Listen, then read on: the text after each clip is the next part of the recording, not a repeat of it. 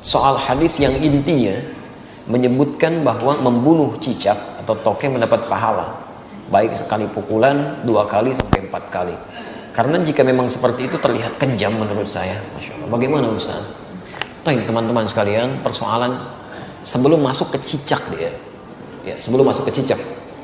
Ada di hadis Muslim nomor hadis 2238 riwayat Sa'ad bin Abi Waqqas, termasuk nanti di Al-Bukhari nomor hadis 3359 riwayatnya Ummu Syuraik. Sebelum masuk ke persoalan cicak, Anda mesti pahami dulu hikmah Allah ketika menciptakan sesuatu makhluk apapun itu terdiri setidaknya dari 3 hal. 3 hal. Yang pertama, ada ujian kemaslahatan. Di makhluk itu dicipta supaya kita mengambil maslahat kebaikannya aja dari situ. Seperti saat Allah menciptakan lebah misalnya. Allah ciptakan lebah, ya. Ketika diciptakan kan buat supaya kita ngambil madunya kan. Madunya ambil, Masya Allah, antum nggak pernah persoalkan lebahnya. Diambil manfaatnya, dari madunya, dari sengatannya untuk obat dan sebagainya. Di hewan ini, ketika diciptakan oleh Allah Subhanahu Wa Taala, memang penciptaannya adalah ujian maslahat untuk kita, supaya kita mendapatkan maslahat dari situ. Setiap antum ambil, niat karena Allah, ada pahala di situ. Dan lebah menunaikan tugasnya sesuai dengan izin Allah Subhanahu Wa Taala dan perintahnya.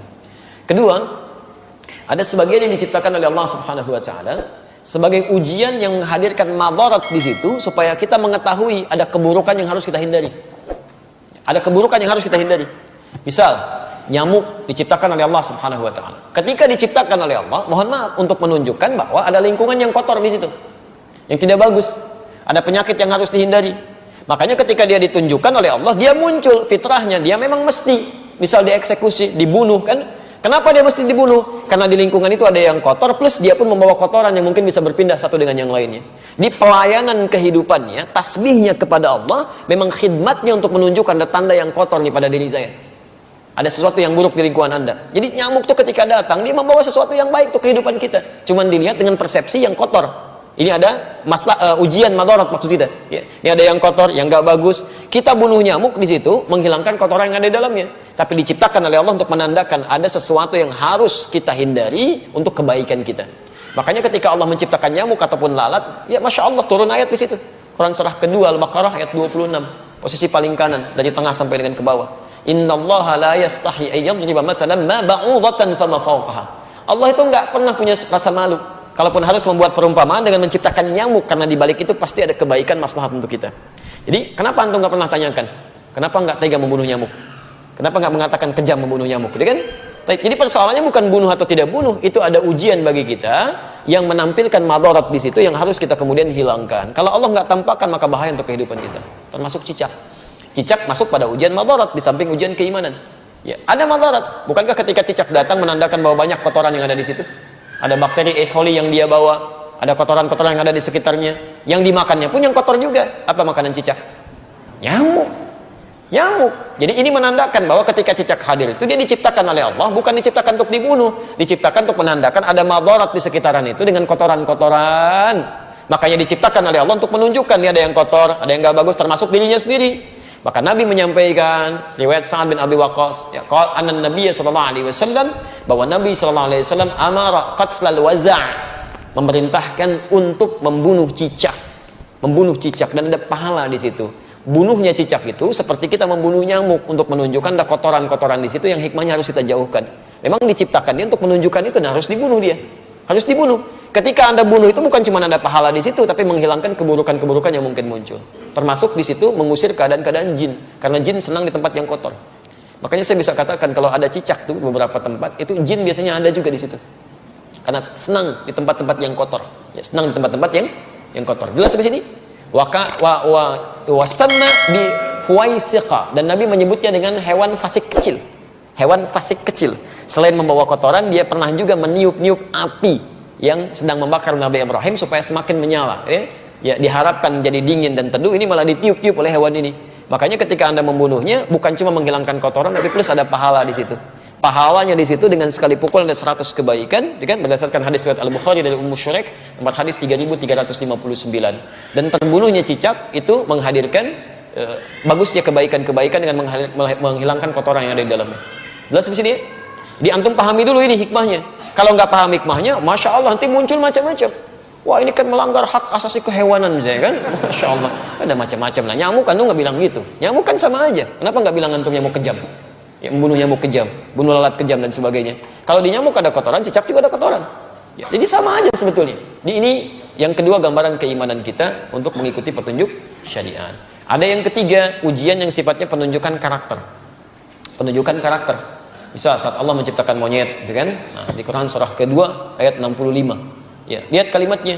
Monyet diciptakan untuk menunjukkan karakter yang muncul pada masyarakat Yahudi. Ya, lihat. Wa qulna kunu qiradatan khasiin. Ya, kami katakan, jadilah kalian kera-kera yang dihinakan. Kera-kera yang dihinakan. Kenapa Yahudi dikutuk menjadi kera? Kami pernah punya kajian tafsir di Tripoli. Saya mintakan murid-murid kami pada saat itu untuk praktek langsung di kebun binatang. Dan kita pernah ujikan juga di sini dengan sebagian teman-teman di Kiai. Jadi kita praktek tafsir ke kebun binatang, dibagi kelompok, keluarkan semua ayat-ayat di Quran yang terdapat kata binatang di situ.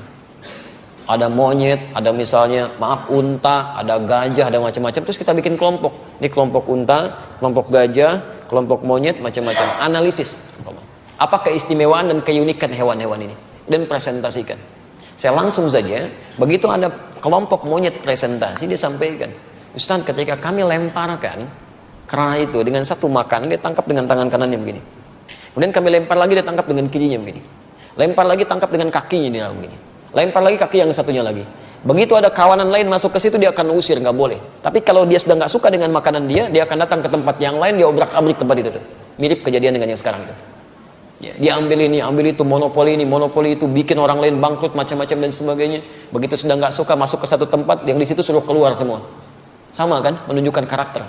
Ya, menunjukkan satu karakter. Makanya ketika antum keluarkan di Quran tuh nggak mungkin, nggak ada yang kosong dari faidah. Pasti ada kebaikan-kebaikan yang mungkin bisa kita dapatkan. Ya, sama semua yang di laut, yang di atas itu semua bertasbih pada Allah Subhanahu Wa Taala. Hewan yang di darat, hewan yang di laut, ikan. Sebutkan jenis-jenis ikan, ya kan? Masya Allah, ikannya banyak tuh. Antum bisa sebutkan sekian. Kenapa antum senyum? Macam-macam ya. Aneh-aneh aja. Jangan ingat yang nggak betul lah ya. Kasihan anak itu. Namanya Ahsan. Orang Semarang itu punya masalah dia ya, punya masalah di lisannya, jangan dicela, kasihan ya, punya masalah di lisannya, kita harus doakan pada Allah Subhanahu Wa Taala. Dan kalau menemukan kesalahan dalam sesuatu hal, untuk anak khususnya dalam pendidikan di Quran, di Sunnah, itu jangan minta diulang, jelaskan kesalahannya. Man ra'a minkum munkaran falyughayyir bi yadihi aw bi lisani. Jadi kalau anak salah misalnya, coba sebutkan jenis-jenis nama ikan paus. Bukan ya, itu bukan paus. Kalau kamu sebutkan paus, itu tuh paus tuh paus, kan?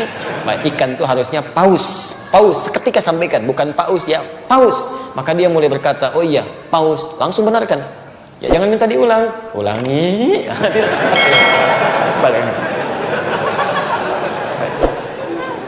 Kita tidak berbicara yang lainnya. Ini dalam konteks kini tidak terkait dengan masalah-masalah yang muncul ya.